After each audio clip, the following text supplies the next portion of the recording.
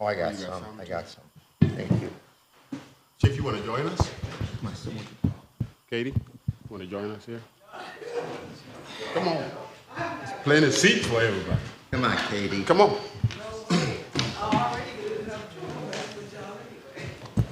Good afternoon. We are here to have a conversation around fleet management with SPD. I'm joined by my colleague, Marty Nave, the two chief, Shaw and Russin. I got a couple of them for you. And so, oh, you got one more? No, that's all right. There you go. No, these are just. This meeting is to figure out some strategies around fleet management. And we want to give it to Chief Russin to be able to walk us through and show us the lay of the land, talk to us about what are you trying to do, you know, the staffing around it, the budget, as you know, that's the favorite word of counselors, budget. Oh, you're not, oh, I thought you were over here. This is Lieutenant Dan Walsh. Works I'm third sorry, platoon. I didn't even look up. I thought it was, because I saw you coming in, so I thought it was you. Welcome. Thank you. Yeah. Would you like to take it away? Sure. Thank you so much for having us. Lieutenant Walsh works third platoon for me. He works the afternoon shift. He helped me on this project. We were looking for a solution to fit a bunch of different needs. The solutions really that we're looking for is a way to do accountability and tracking and monitoring of our fleet, not only in real time, but then also historically as well too, if we need to pull information up. So we looked at a series of different vendors, Teletrack, Samsara, and WiseTrack. And Ostis was the fourth one. They're a Canadian-based company. All of them? Just Ostis. It's a Canadian-based company. They have a solution where when you get into the vehicle, you can scan your RFID key tag right into the car. When you scan into the vehicle, it records who took the car, when they took the car, and then you also have real-time GPS information that you can get from a website. So if I need to know who's driving 452 car at whatever reason, I can log right into the computer and I can get real-time information where they are, how fast they're going, where they've been. But then we can also get some fleet maintenance and management equipment as well too. So the Deputy Chief Scholsky oversees support services. She will be able to use that to the degree that she needs to fill in any gaps that she might identify for preventative maintenance on the vehicles and things of that nature. But really rolling this out in the summertime this year, it is in our fiscal year 2025 budget. Rolling it out in the summertime of this year, as soon as I can after July 1, would be important to me. We have the new 4344 schedule. We think it's gonna help be a significant data point of how we're using our cars, when we're using our cars, the deployment of cars, especially on the weekends. We have, on any given weekend, we could have a Syracuse University Dome event, we could have a festival downtown, we could have a 5K race, the Mountain Goat, but that's in addition to all of our other patrol capacities that are running all the time. So where are all of our cars at any given point is going to be important in the operation. It's going to make us more efficient. Any additional data would be very efficient. The stapled packet, I'll start there if you don't mind, sir. The stapled packet is a short presentation that Ostis put together for us. It walks through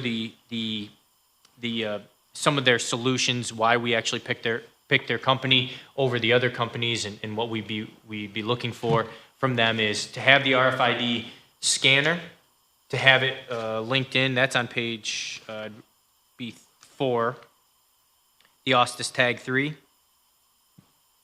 The bottom, slide 8 there, is the actual reader that would be mounted inside of the vehicle.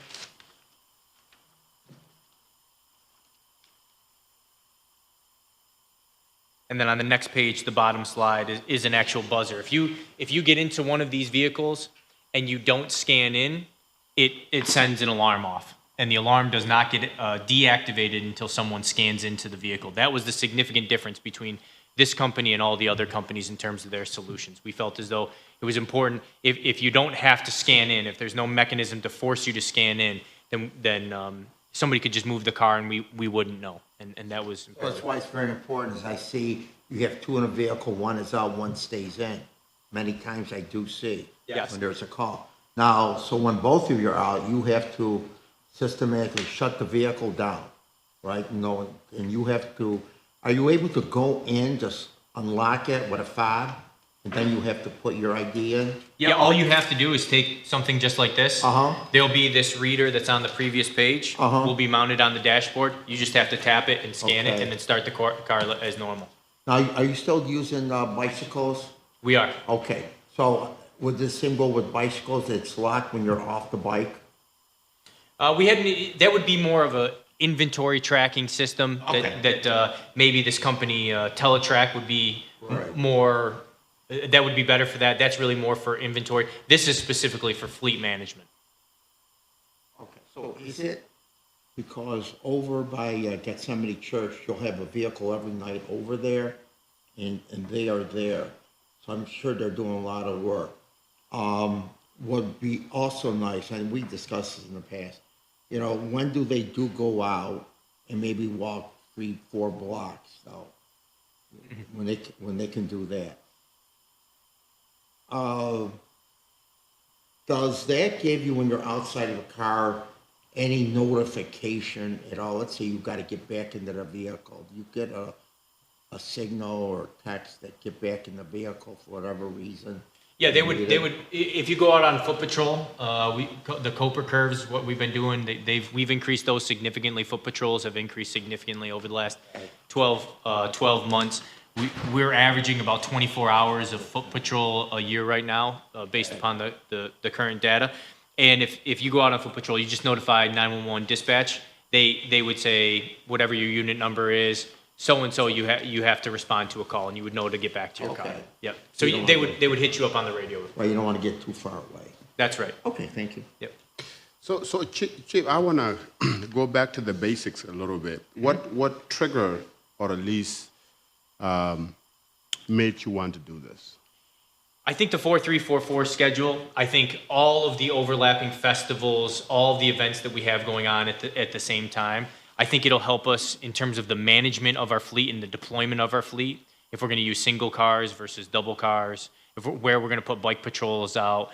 I think it will also help us in terms of if we need to know who is in a particular area at a particular time, if we're running an investigation. Right now, 911 Center has GPS data for the vehicles, and a lot of that's safety based. This is going to be an additional safety component for us, but this is really the management of our operations, the deployment of our vehicles. We get a lot of requests for people to have a police car in the area of, or a police officer in the area of. This will help us in terms of the deployment of those resources.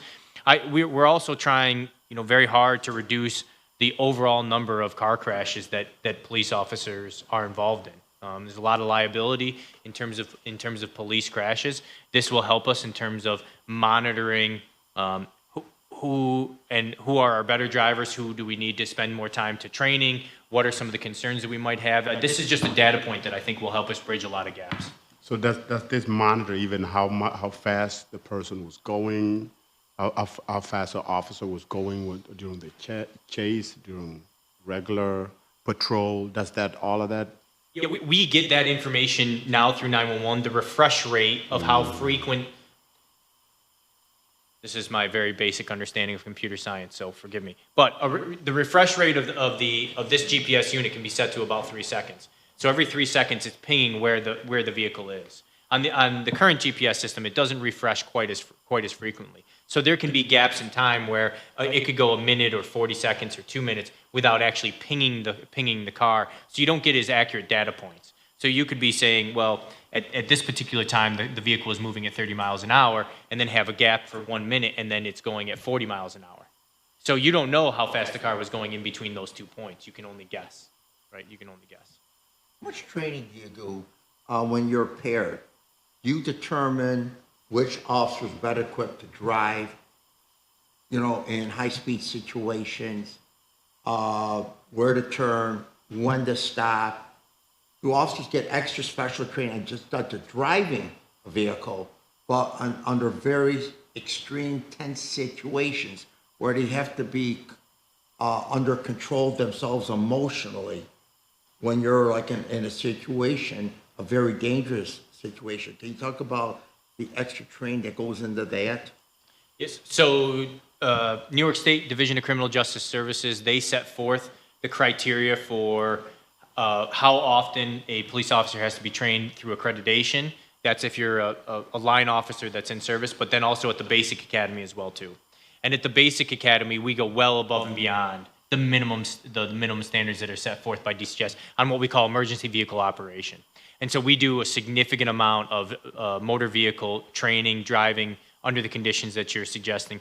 But then this June, from June 13th to July 1, we're rolling out 2 weeks of what we would call in-service training for officers to actually be trained on driving vehicles. Think of that as continuing education. So you get it at the academy, you get it in service, but then we do what's called roll call training as well too. So operating a vehicle is something that we train on a regular basis in terms of in-service training, academy training, and then also So like in an emergency, there'd be more than once where a police vehicle was behind me, and all of a sudden, he's got the lights on and he speeds. And I know sometimes they don't use the alarm, the sirens are not on, but they will speed. I've seen them 2 or 3 at a time, speeding high rate in emergency situation. And I notice if sometimes when they're approaching, they'll put the siren on as a beep and just continue on though. So can you talk about how much of that's part of that training? That's right. So when you would use your siren, when not to use your siren, depending on the call type, the nature of the call, the circumstances, the driving condition, there's a lot of factors that would go into play in terms of when you would do certain things that you just described. It's amazing all the extensive training that you have to do that the public doesn't think about. I agree. Totally agree. So how many staff will be involved in managing something like this? Or would it fall into the already established infrastructure? It would fall into the already established infrastructure. Okay. This would be another way to collect data. We would be figuring out what data we can actually, each time we pull a piece of data, I think we'll be able to say, okay, well, now we want to run this report. Now we want to run this report. So I don't think that we're going to need any additional staff to run these reports. The system is not designed that way. So the drive here is the gap in the data you received and the data that you want to abstract. That's correct. So, okay. With this, has there been any city or municipality that have used something like this that you have used as a supporting reason as to why you want this to happen? No, I've talked to other chiefs. I have not found one that is using something like this. Vehicle maintenance, management of vehicles, inventory of vehicles, car crashes. Those are, I think, on every chief's mind. This company, as I mentioned, is from Canada. They have the largest fleet that they manage right now has 6,000 vehicles, but they have several fleets that have 1,000 vehicles. I think we quoted this out at 180 vehicles. 117. Yeah, 117. Thank you. 117 vehicles. So our fleet is significantly smaller than their largest municipal fleet up in Canada. Okay, and the company is being used in Canada. That's where you got the data to support your need of wanting to use it. That's correct. Lieutenant Walsh had looked at, 4 total companies from all over the place. This one had the best needs for us. Okay. I'm sorry, had the best to meet our needs. Okay. And the total cost here is what? So there's the initial startup cost, and then there's a monthly subscription. The initial under the delivery total, $86,000. Okay, just to put the stuff in. That's correct. And the highest, if you look halfway up, there's an installation fee of $275. Right now, we're planning on having the company come to Syracuse and actually install it. there is an ability to actually have them installed by a local vendor, but maybe even some of our folks here. But we would like to get this rolled out. I would like to get this rolled out as quickly as possible. So having the professionals come in and do that, that's why that number, that $275 is there, is for them to come in and actually install it instead of trying to find a local vendor, get put on a waiting list, and then have to wait until, Per car. That's correct. Okay. And then it's the reoccurring cost is $1,500 Okay, for all the vehicle. for 117 vehicles. Okay. Do we do competitive bidding? Are there other companies can do this, or we found this to be That's the most why, competitive? and that's why part of the reason for today, but also part of the reason I asked Lieutenant Walsh to work on this project is to try to find as many of these. This was actually fairly difficult to find, surprisingly enough. Now maybe we missed some companies. Maybe there's a gap in the technology in terms of rolling it out to police departments. Maybe some police departments already have GPS and they don't think that they have a gap. This is really, this new schedule really is a data point that we're looking to get. How many years have we dealt with this? We've never worked with them before. Oh, so this First is time. Yeah, first time. All right. But these other three companies, Lieutenant Walsh spent a significant amount of time talking to their sales rep, and they just didn't have the same software and hardware solutions that Austin has. That's correct, sir. So considering that already the budget has passed, where would we be getting this money from to pay for it? Is it a grant or is it? Yes, ma'am. Was it in the budget? Okay. It's in okay. fiscal year 25 budget. Okay. Are there grants out there that may support something like this at all, or you haven't looked? I haven't seen anything, but I can't say that I've exhausted my grant research time. This is a fairly, for $86,000, the reoccurring cost is only $1,500. The $86,000 doesn't seem to be that much for what I think we could save. Okay. And it will not take long at all to put them in. I forget what they said. I can't remember if you remember. I think they said it could be installed in all vehicles within 1 or 2 months. Okay. Yeah, And they so will they'll- be it would be a supplying fairly quick everything. turnaround. Will be supplying everything. Okay. And you said something earlier about preventative maintenance. This would be a GPS that notify, officers that something need to be done with the car as quickly as possible, right? In terms of maintenance, what's wrong with it, right? Is that? That's correct. So the computer will actually talk to the computer. The Austis computer will talk to the computer in the car. How many idle hours, how many running hours, how many miles have been driven. All of that data will be collected as well too. I don't know. DC Scholsky oversees fleet maintenance, so it depends on how they're doing it right now and if this is a solution. This is a solution for them. She'll have to explore that once we actually get the product. You're on emergency call. If you strike another vehicle or something happens with the vehicle, a flat tire or whatever, it's an emergency, it will come right up. With that, so you're driving, all of a sudden, you hit something and it says, warning, your tire pressure down, warning, your coolant's, because you had an accident, it's leaking. Are these situations where you're immediately alerted, or you know what I'm saying, alerted though? Sure. My understanding is that any warning light that you would get on the dashboard would also be captured by the internal computer, which would also be captured by this. All right, so when you have when your situation, when you get off shift, are there immediate maintenance? I mean, it's checked right away? When you come into service and you leave service, you do a pre and post shift Okay. inspection of the vehicle. Okay. Make sure you have the right equipment. Make sure that the vehicle's in good working order. All right. Yep. Like when you get your car inspected, they have to do that every shift? Yeah, the officers will check. Okay, thank you. So you had said earlier, keeping of the data, normally you rely on 911.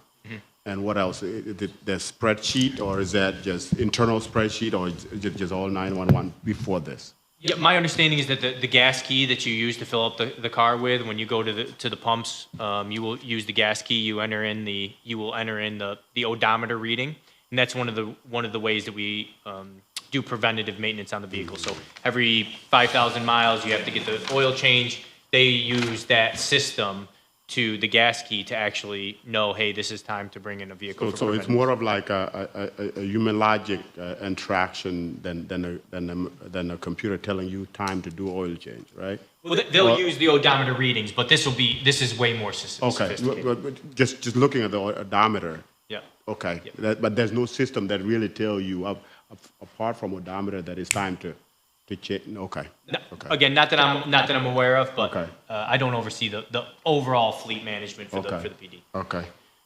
Okay. What's the average you think a vehicle is in service before it goes on the auction block? Someone wants to buy, because I've seen people drive old police cars. You can see it, you know? Yeah, I wouldn't 20 even year I old. wouldn't even hazard a guess. Yeah. I just don't know. Yeah. I don't know. Beside, okay, you want to say more? Yeah, I'm fine. Beside the efficiency that it will produce and give to the officers, are there any cost saving? I think that it will inform decisions about training. So if we have a better understanding of what a vehicle is doing just before or just after an incident, and it doesn't have to be a crash per se, but let's just use a crash. Any information we have pre and post crash is going to help us make decisions about what future training we should be doing. Right? Okay. That data is invaluable to us as, to make decisions about, are our policies appropriate? Is the equipment appropriate? Maybe we're doing something with the vehicle that we need to explore a different piece of equipment. This will all help inform that decision. Policies, training, supervision, those things are always what we use this data for. Now, all of this data be cloud-based? It is cloud-based, that's correct. Cloud-based, okay. Okay. I mean, Chief, I think, trying to be efficient in terms of how you store data is great. Now, the next question is, will this data be available for public consumption in any way? I wouldn't think so unless unless somebody foiled it, just like any other piece of data. I'd have to take a look at with the law team, the legal team, in terms of what a FOIL request would look like. Usually, we have to get that first FOIL request before we run it through the analysis. Locations, I would be concerned about GPS data and locations for public consumption. If somebody wants to know the odometer on a vehicle, that doesn't particularly concern me. But some of the GPS data I would be concerned about, and I would have to have a conversation with the law department and say, well, if people can plan and there's patterns, and now all of a sudden this data is out there, we would have to look at it. And that's why we have the good working relationship with the law department. They understand FOIL laws better than I do. Okay. But that would be one thing I would be concerned about. Where our car is at all points, that does give me a pause. Not to say we wouldn't, but it does give me pause. And part of all of this is that somebody may be doing research, relying on stuff like this, to maybe do their own research and their own study. And when they do that research, it's probably they are looking for data that have been stored as opposed to live data, right? So how long would the software keep this information? The software itself does not erase the data. Okay, so it's lifetime. Yeah, there's records retention policies that we have for everything like this. But if it is, and there's different triggers for that. But if the question is how long is Ostis keeping it, they would keep it. They're not getting rid of our data. Okay. Because it's our data. Okay. A question: what is the average age of your fleet right now? The vehicles. Good question. I don't know, but I can certainly get back to you. And I want to know when vehicles are no longer in use. When you come before the Common Council, do you yourself do some bidding? Because throughout the many years, you've had contracts with Ford Motor Company. Is that the only motor company that really can specifies in making vehicles for law enforcement? You don't know. I don't know, but Okay. I'll pass it on to DC Schultz. I'm and we'll get you some curious answers. though, because Yeah. like state police and you see their vehicles. Sure. Chrysler, whatever, though, and I'm just wondering, because I don't know, if there's a certain amount of years when the vehicles maybe are 5-6 years no longer able to be in service, do you go in bidding with a company, whether it's Ford or Chrysler, and bidding for new vehicles, Sure. you know. I'll pass that along. Yeah, just curious. All right, thank you. Yes, sir. Ada? All state contracts, is it? Thank you. API would have that information?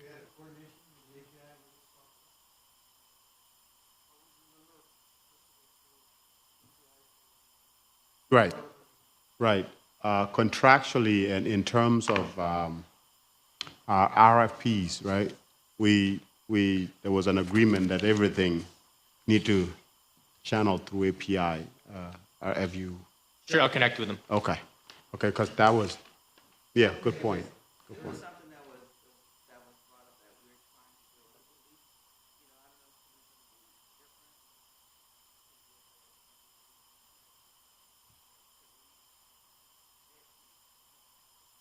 I don't know if Right. Yeah, find that out if Thank it you, is. sir. Yeah.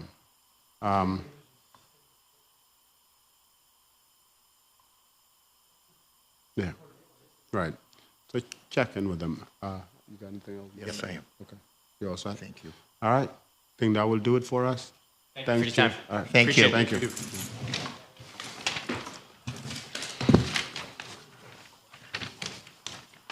This is mine, right? Yes, yours.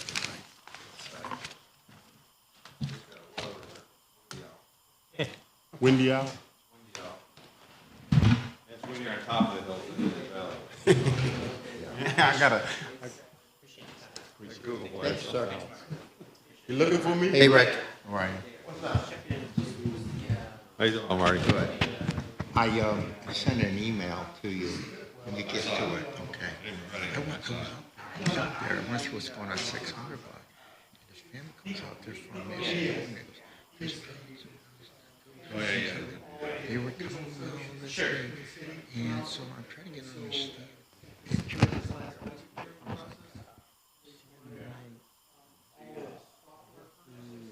I'll check the house for new surveyment stuff. I'll send you an email. We can get I don't need Yeah, because I followed that through 2 months ago. And, we checked with National Grid, they called me, but the city shut down its water supply years ago. They don't pay the water. So here's the thing, if it's drug use and alcohol use, we're not gonna do much about it. If you're selling drugs, that's different. Yeah, there's probably people going out there. But it's tons like quality of life. Yeah, all these folks- They didn't have the alarm set up. Call. Stop. You stop whatever. Telling you that it's helping, it's slowing the process I down. had a lady, send me these videos of these kids, she says, it's not good. She said, would you call the police? No. That's where they should start. They call you later, but call the police first. Yeah, well, please, yeah. It's got to educate them, yeah. So, I got my own meeting Just tell them, hey, Thursday. listen, you're welcome to call me, but you gotta call the police first. I know, I'm trying. You gotta call the police when it's happening. Someone said the kid, and that's, did you? No, I didn't call. Because I got a meeting tonight at Holly Green, I got one tomorrow, Antique Tish. Dale Street meets Thursday. You know, we got that. Yeah, still waiting, just tell me what helped me, it's a lot, I sent out some emails. But, I said I might have made the second, These he units gets last hot, between 5 to 10 minutes. you know. It's I correct. mean, he's been going 2.5 hours. I've had 35 people from the whole area coming, and they just want me to. Yeah, because that Sweeting Street, Northside neighbors, they're only getting a handful. The price per unit And then Meyer has his group, he goes, yeah, my Northside neighbors still meets in the basement early at Pompeii. They're only like 7. we need to order, if we need to order. Good, how are you? Look good. Yeah, exactly. I thought something I've been thinking about. So you go with Walsh? They're not. I'm like, That's a good way to think about it. Yeah, I'm 64, man, I wanna retire. and we live can't my pay, life. we can't But pay it's, enough to it's, stay? it's really avoid, what got me thinking You about could pay me enough to save, but it'd be a lot more than. and we have. And I'm just afraid of the institutional knowledge going, you know? Hey, listen, this give me my take on it. I will stay long enough until the next mayor, if they want me, Yeah. I feel comfortable, they got somebody right. Exactly, and you get a bonus. I'm not gonna leave the place after 39 years, just leave it high and dry. Yeah, right. Police As long as the mayor's comfortable, whoever that is. Right. That's good. There's a lot of good talent out there, guys like him, that we won't miss a beat. Of course. We'll be all right. But, Thank you for the vote. Miss ya. Well, it's not over until it's over, right? That's right. Right. That's right. It's now to the fat lady side. Hey, you could be like Jamie, get a job with the Syracuse Mets, run security like Jamie does. Nope, that's right, when I retire, I'm going to